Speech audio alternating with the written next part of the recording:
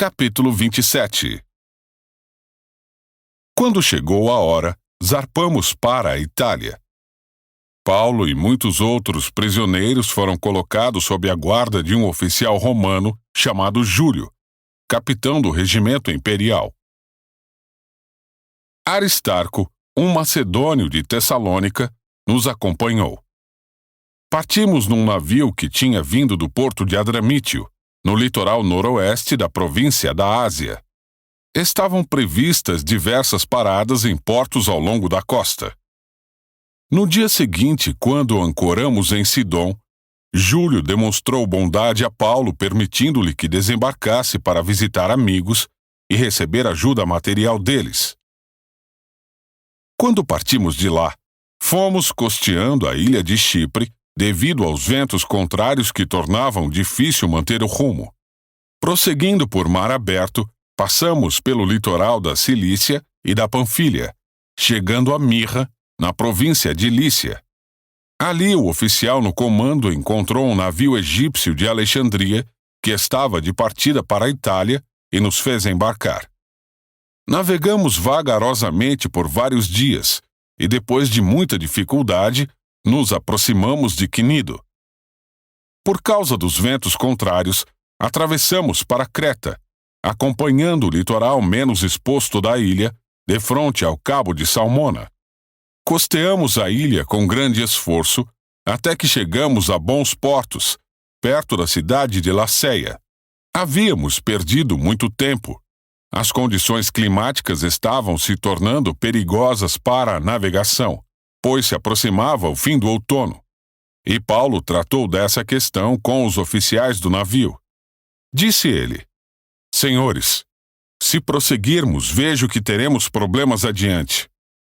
Haverá grande prejuízo para o navio e para a carga, e perigo para a nossa vida.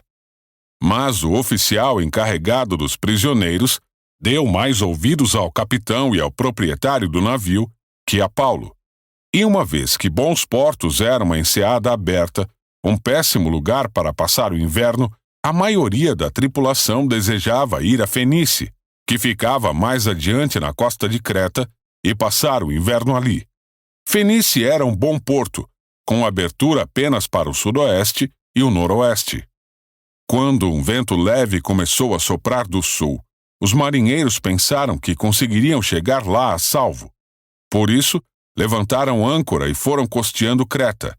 Mas o tempo mudou de repente, e um vento com força de furacão, chamado Nordeste, soprou sobre a ilha e nos empurrou para o mar aberto. Como os marinheiros não conseguiam manobrar o navio para ficar de frente para o vento, desistiram e deixaram que fosse levado pela tempestade. Navegamos pelo lado menos exposto de uma pequena ilha chamada Cauda, onde, com muito custo, conseguimos içar para bordo o barco salva-vidas que viajava rebocado.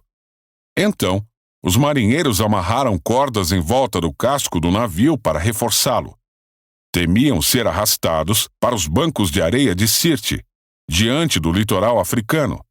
Por isso, baixaram a âncora flutuante para desacelerar o navio e deixaram que fosse levado pelo vento.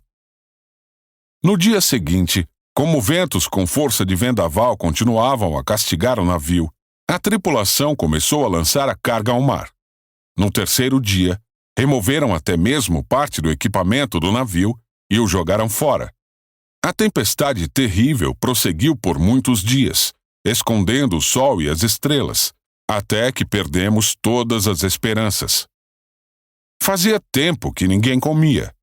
Por fim, Paulo reuniu a tripulação e disse: Os senhores deveriam ter me dado ouvidos no princípio e não ter deixado bons portos.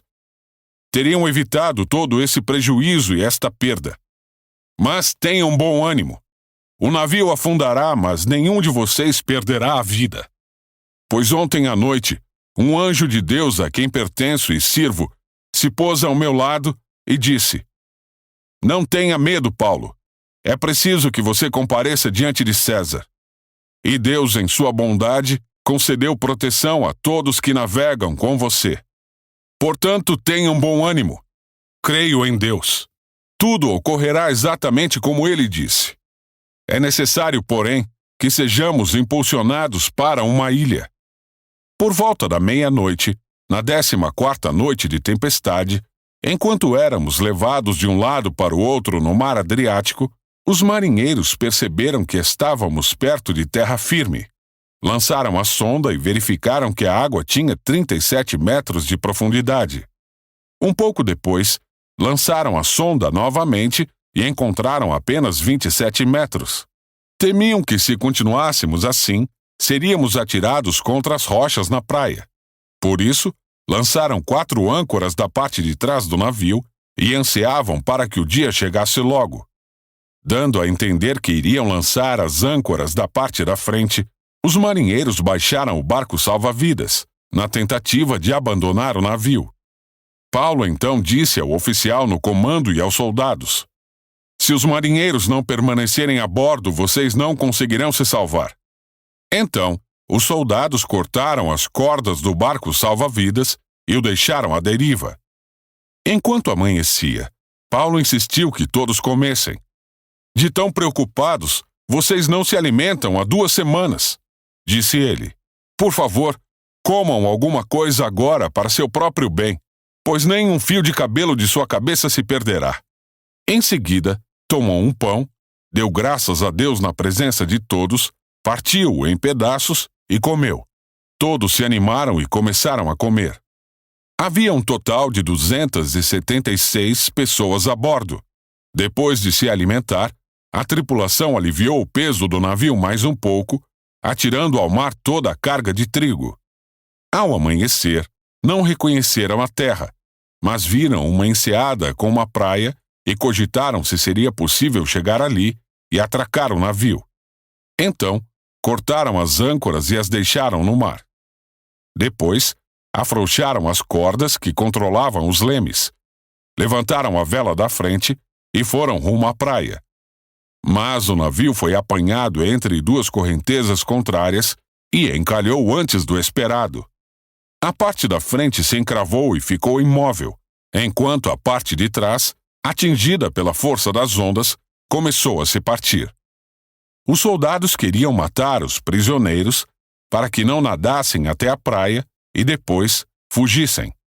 O oficial no comando, porém, desejava poupar a vida de Paulo e não permitiu que executassem seu plano.